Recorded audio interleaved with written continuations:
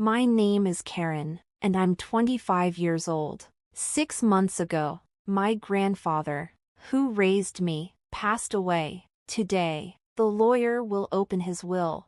I was visiting my grandfather's house with my sister, Susan, who is 4 years older and my only family. Our parents died in an accident 20 years ago, and since then, our grandparents raised us. After my grandmother passed away from an illness a few years ago, my grandfather's spirits declined year by year, and he frequently fell ill. Concerned, I lived in an apartment near his house and often checked on him. "You're a grown woman. It's unbecoming to keep coming back home," my grandfather would say, but he always laughed cheerfully nonetheless.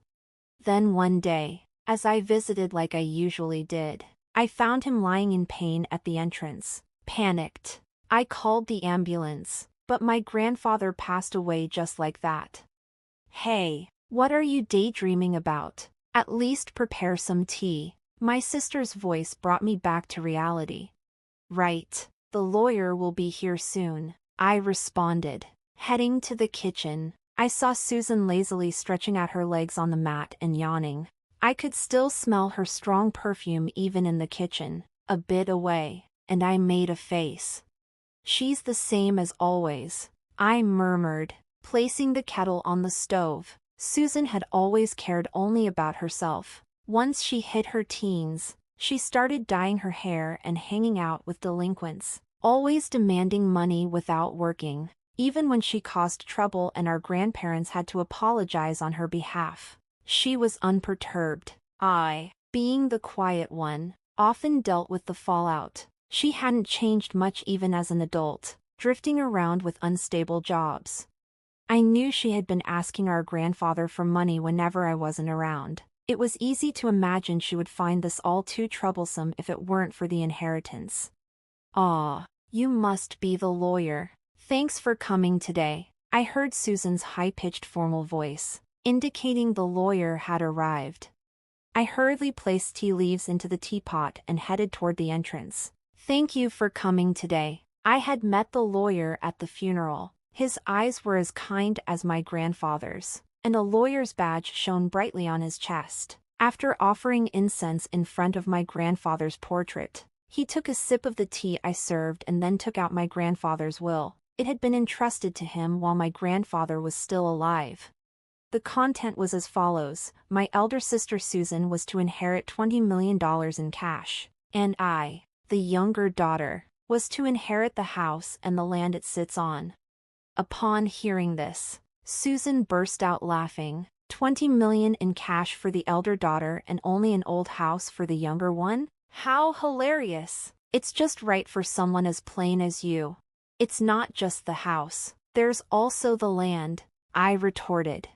Susan laughed snidely. "The value of this land in such a godforsaken place is hardly surprising. I would have preferred cash. I guess Grandpa must have had a soft spot for me after all."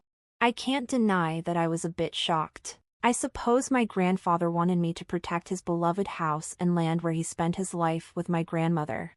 "A house and land, that's pretty awesome, isn't it?" Brian, my boyfriend, exclaimed in surprise after hearing my story. I shook my head, implying it wasn't as great as it sounded. "Not really. My sister inherited $20 million in cash. That's more impressive." Saying it out loud, I felt a sense of emptiness, even though I was being modest. Verbalizing it felt like an acknowledgement. "Wow, beautiful and rich. She's got the better deal," Brian said insensitively. Realizing his gaffe, he quickly added, "Your comfort means more to me than money, Karen." Brian has been my boyfriend since I started working. We met at a social event, and being of the same age, we clicked well. I introduced him to my grandfather and my sister. While he hasn't proposed yet, I have been considering marriage. Today was our first date in a while, and I ended up telling Brian about my inheritance. I suppose it was because I thought he would become my husband someday. Little did I know I would come to regret this. A few days later, I visited the family home I had inherited from my grandfather. I intended to clean and sort out his belongings. The property was large, but the house was modest. I figured I could manage it on my own. As I looked around the house, I pondered. It's close to my workplace. Maybe I should move here. Living here leisurely with a cat doesn't sound too bad. There would be no rent to pay, and while there might be maintenance costs, I've been working hard and saving, so it shouldn't be a problem. Maybe someday with Brian. Feeling embarrassed at the thought, I shook my head vigorously and rolled up my sleeves to begin cleaning. Just then, I received a call. My sister's name appeared on my smartphone screen. Sis, what's up? Hey, Karen, having fun all by yourself in that old house? My sister seemed to be drunk. She always had a unique way of extending her words, but today it was particularly bad. Are you drinking? It's still afternoon, I pointed out with a sigh. Oh, you're such a goody two-shoes. She sighed exaggeratedly. She had definitely been drinking. I was thinking about moving here eventually, I answered, hoping to end the conversation quickly. Really? I'm enjoying a suite in a luxury hotel right now, my sister said, raising her voice in a somewhat exaggerated way. Guess who I'm with right now? I have no idea. Boring. It's that kind of attitude that'll make Brian dislike you, she taunted. I'm sorry, Karen. I was flabbergasted when Brian's voice took over the line. The sudden intervention threw me off balance, dizzying question marks popping up in my head, but I pushed away my imagination, though a disgusting scenario had already formed in my mind. Surprised. Huh? My sister's mean-spirited voice chimed in. Ever since I introduced him to her, she had found Brian quite a catch. She boasted about how she had been attracted to him since then, knew where he worked because of me, and approached him as soon as he left work. He came along readily when she asked, telling her she was hundreds of times more attractive than me. I listened in stunned silence. Karen, I'm really sorry. Brian's voice again. Tell me it's a mistake, I tried to say, but the words wouldn't come. As a man, I had to take this opportunity. What? I do feel bad about it, but come on, it's impossible to resist a beautiful woman who has $20 million, right? The way he spoke, as if asking me to understand, drained my emotions. I felt a cold sensation like my blood was being drained from me. You know what? I don't need a man like you. I could hear my sister laughing uproariously in the background. The voice on the phone changed back to her. Well, that's how it is. From now on, let's not consider ourselves sisters, okay? I wouldn't want you turning to me just because you're broke. With those words, she ended the call, overwhelmed by emotions that had lagged behind. All I could do was cry out. 5 years have passed since then. I had a cat in my lap, dozing off in front of my laptop. The cat purred contentedly in its sleep. Today was my day off, but I still had a bit of work I brought home. Oh no, this won't get the work done, I said, feeling guilty but having to move the cat off my lap. Just as I reached out, my phone started to ring. An unfamiliar number was displayed. Thinking it could be work-related, I answered the call without any suspicion. Hello? Karen, long time no see. I instantly knew who it was and froze. The distinctive way of speaking was unmistakably my sister's. It's you, Karen, isn't it? I can tell just from your initial hello. After all, I'm your big sister. 5 years had passed, making Susan 34. A smirk formed at the corner of my mouth at her unchanging way of talking. You're just the same. By the way, I came home and there's a hotel standing. Did you sell the house? That's none of your business. Oh, come on, it's quite a grand hotel. Huh? You must have made a good chunk of change. Huh? Getting fed up, I was about to end the call when she started to chatter about her current situation. According to Susan, she had blown through the inheritance in about 2 years. Now she even had a considerable amount of debt. Even Brian, who she's still hanging around with, seemed to be drowning in debt. I was speechless. Honestly, I couldn't care less. So, lend me some money, Susan yelled. I've always wondered why Grandpa distributed his estate that way, I answered calmly. But on the day you took Brian from me and cut ties, I understood. I started talking slowly, recalling the events of 5 years ago. When Brian broke up with me, I was crushed. After crying my heart out, I sat dazed in my room, staring into space. I'm such a fool, I murmured. As large tears began to spill again, my gaze fell on a painting I had made as a child and had gifted to my grandfather. He had framed it and kept it hanging lovingly.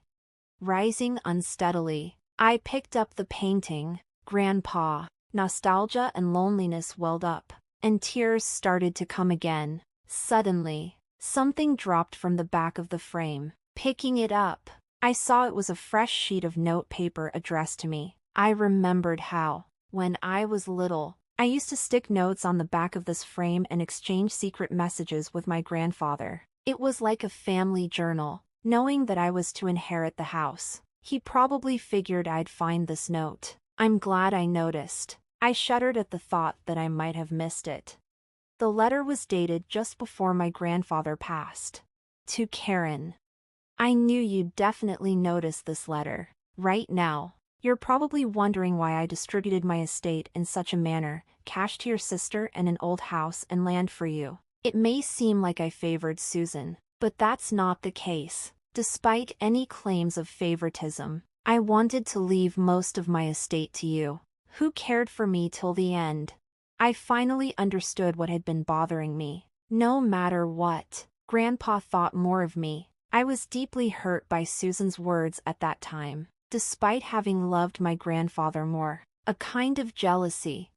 I continued to read the letter. But Susan would not be satisfied with a regular division, even as her grandfather. I must admit she's terribly greedy.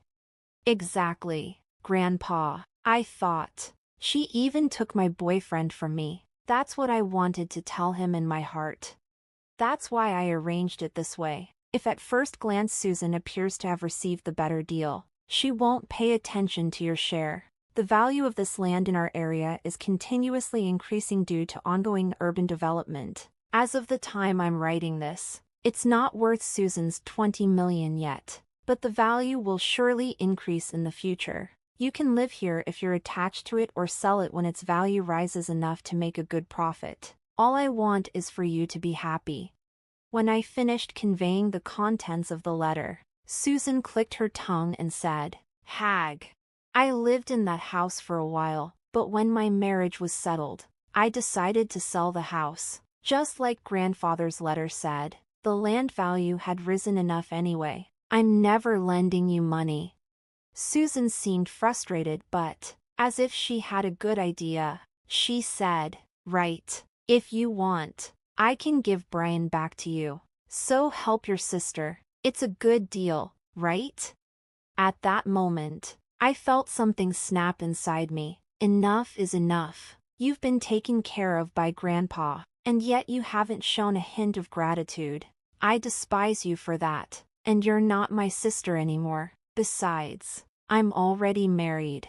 I don't need Brian, and I don't even want to see his face. Stay out of my life for good. I said what I needed to say and hung up. I quickly set up call blocking. My cat, who had been cowering on the bed, looked up at me with wide eyes. I quickly picked up my cat and said, "I'm sorry." After that, it seems Susan contacted Brian, and they both stormed into our old house. Did they try to return Brian to me? There's a respectable in there now, but they must have misunderstood something and were shouting that they were my relatives, even though I had sold the land and had nothing to do with it. It's simple for those two. They thought, Karen sold the land and an inn was built. She must be the owner. Of course, the staff reported them to the police. The two of them were arrested because they had destroyed several items in the inn. Furthermore, it was discovered that they had been committing marriage fraud for money in the past. It seems they'll be sent to prison together. I was also questioned by the police, but I was able to prove that I had no involvement quickly, as we were estranged, and I was released.